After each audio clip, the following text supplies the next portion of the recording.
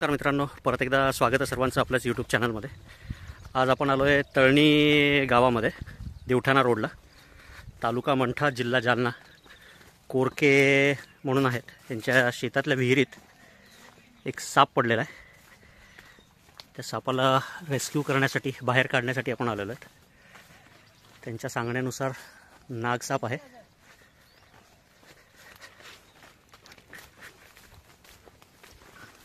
फणा काढून बसलाय असं सांगितलंय त्यांनी.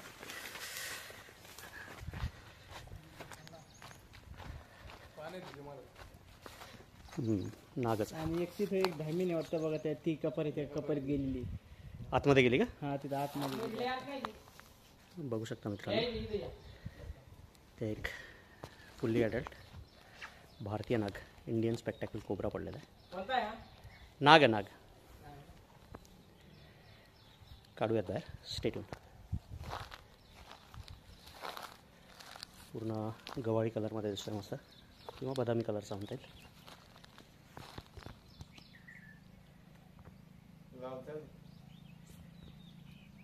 काढूयात बाहेर. Stay tune.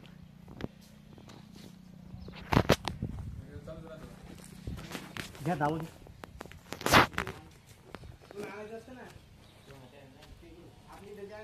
दोन दाबा लागतात, कारण काय साप जर फिरत राहिला ना, त्या हिशोबाने आपल्याला एक दाबा धरायचा, एक दाबा इथून धरायचा. जसा साप फिरत तसा आपल्याला फिरत बसावा. तेव्हा ती धामिनी म्हणजे असं हिरवट अंगावर काय ठेवते नाही अशी लालच आहे, लाल जरा देते, पण ती धामी नसल्यामुळे ती पाण्यात राहते. नाही परमनंट नसतो सापूला पाण्यात. लाल जर देते तर याच्यापेक्षा लाल जास्त असा ते फणी काढतो की असा माणसा चाव लागला की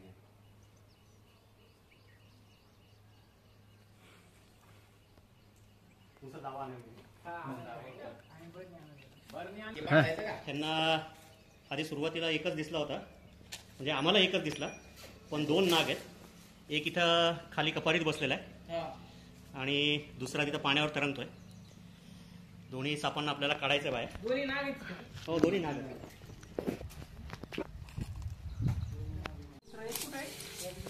कपारीत त्या मासे आहे का याच्या पुढे गेला वायर नाही बांधली, ते दुसरा एक दावा टाकते सगळ्यांना.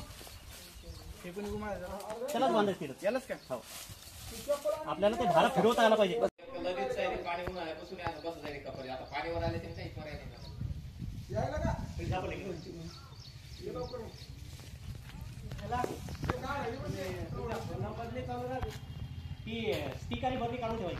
झाडाखाली त्या थैलीतली.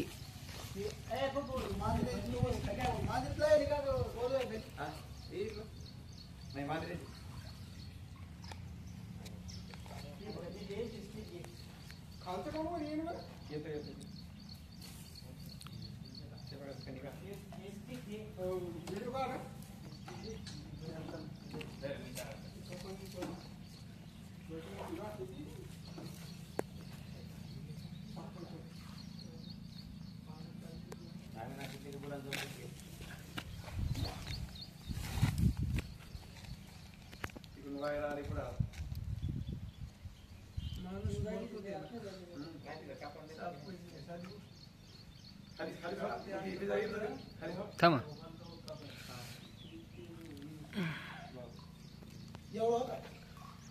पण लांब होत आहे. ती धामी नसणार. नाही ना.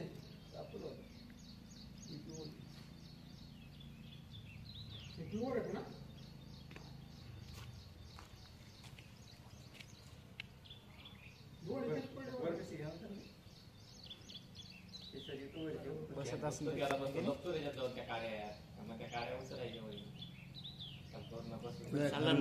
खालून वर या.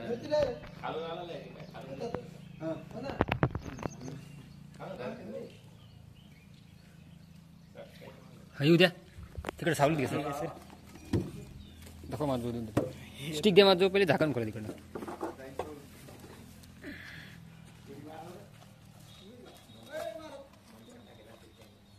मंत्र बिंत्र नसते दादा काही.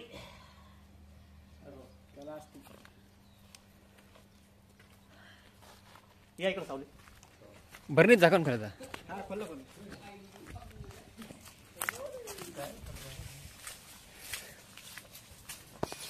फुली अडल्ट भारतीय नाग विषारी साप एक निघालाय बाहेर, दुसरा कपारीत जाऊन बसलाय.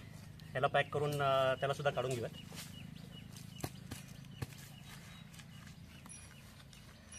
संकटात जाणवल्यानंतर, भीती वाटल्यानंतर साप लगेच फणा काढतो. भारतीय नाग न्यूरोटॉक्सिक प्रकारचं विष असतं या सापाचं. या ती बरं नाही. ती पिशवी कुठे आहे? त्या पिशवीत कुठं आहे बघा. ती थैली आहे.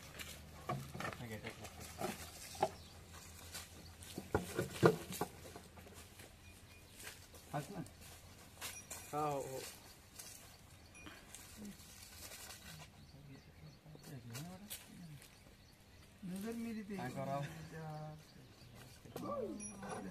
आपण इतके जवळ इथे साप असता आपण उभे राहिलो असतो.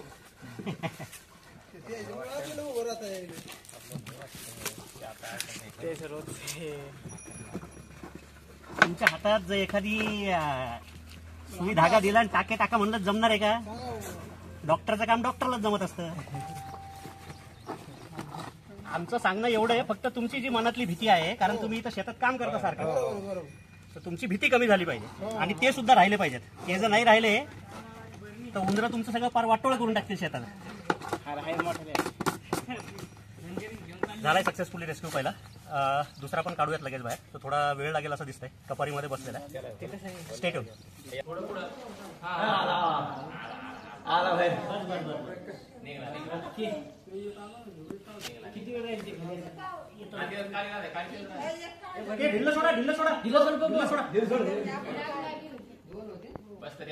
आता हलू नका.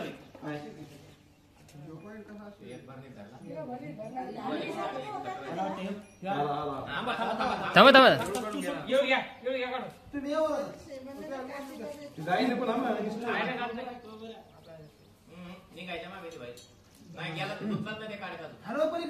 थोडस तोंडाकडे हे करा. नुसती काळी करा.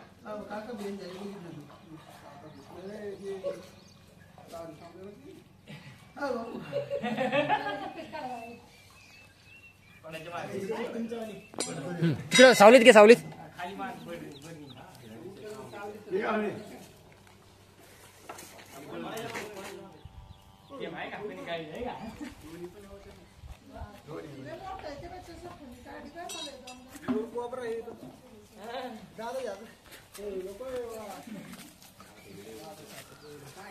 दुसरा पण काढलाय बाहेर.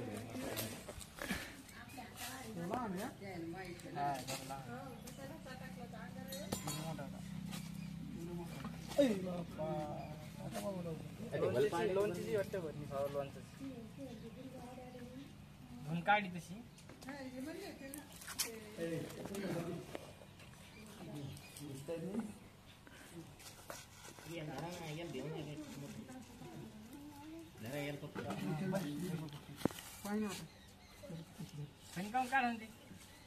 थंड झालेला आहे. पाण्यात होता ना.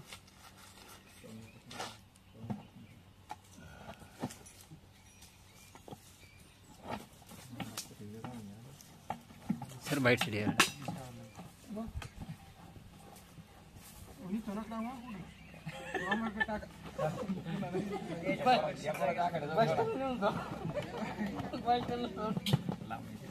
इकडं ह्या भागात असेलच सर. ते आमच्या वाडीवर तिकडे ते खूपसवरती जास्त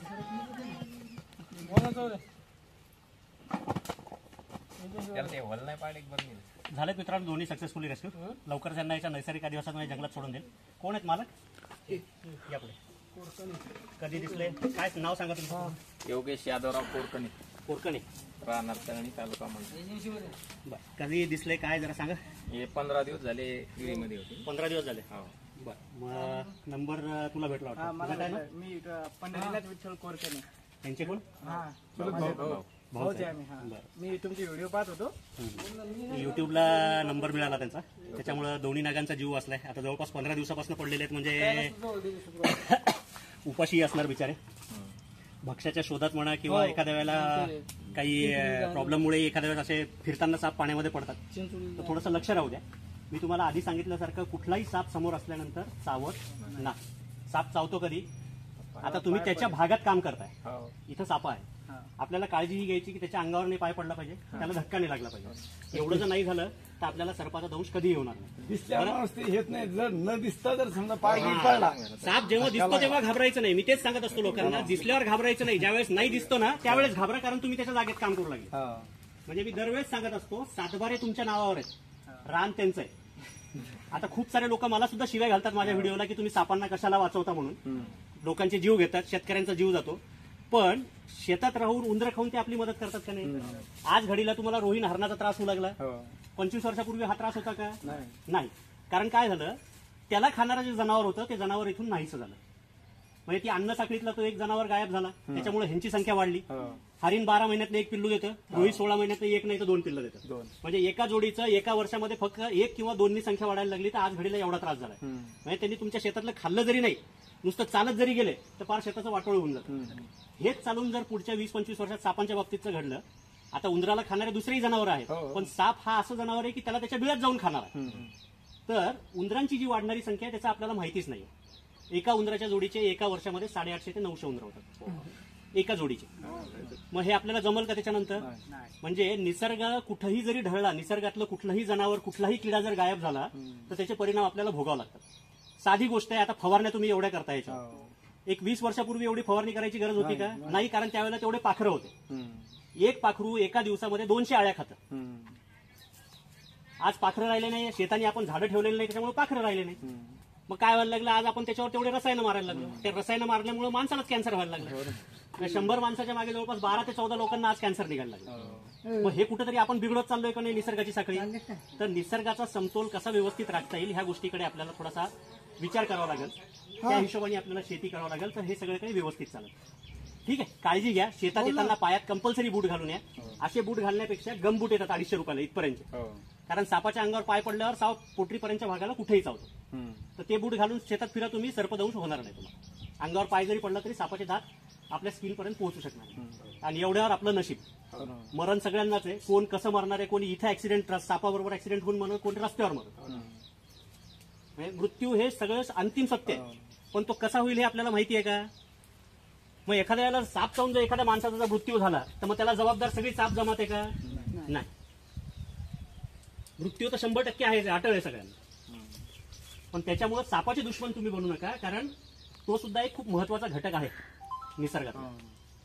आणि असंही आपण त्याला देव म्हणून पूजतो, आणि मंदिराच्या बाहेर साप दिसला की साप मारतो. तर हे किती चुकीचं आहे सांगा बरं. आपण आपल्या स्वार्थापायी आपल्याला जे चांगलं आहे, आपल्याला जे बरं वाटतं तेच आपण सगळं करणार, बाकीच्या गोष्टीचा आपण विचार करत नाही. तर ह्या सगळ्या गोष्टींचा थोडासा सारासार विचार करा आणि सुरक्षित राहा. धन्यवाद. हे मित्रांनो, आता आपण विहिरीतनं काढलेले दोन्ही नाग त्यांना त्याच्या नैसर्गिक अधिवासात सोडण्यासाठी आपण आलेलो. एक थोडा लहान आहे आणि दुसरा बऱ्यापैकी मोठा आहे. भारतीय नाग, विषारी साप.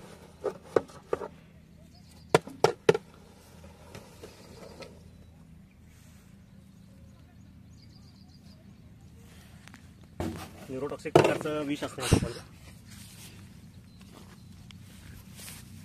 जवळपास 15 दिवसापासून पाण्यात पडलेले होते, थकून गेलेले होते दोन्ही पण.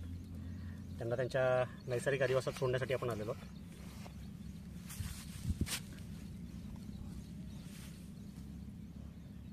भारतीय नाग, विषारी साप, न्यूरोटॉक्सिक प्रकारचं विष असतं. चावल्यानंतर चावलेल्या जागेवर खूप जास्त दुखायला लागतं, सूज येते. त्यानंतर बाकीचे सगळे त्रास चालू होतात. श्वास घ्यायला त्रास होणं, गळा आवळून येणे, डोळ्यावर झापड येणे. विषारी साप, भारतीय नाग, दिव्यात सोडून.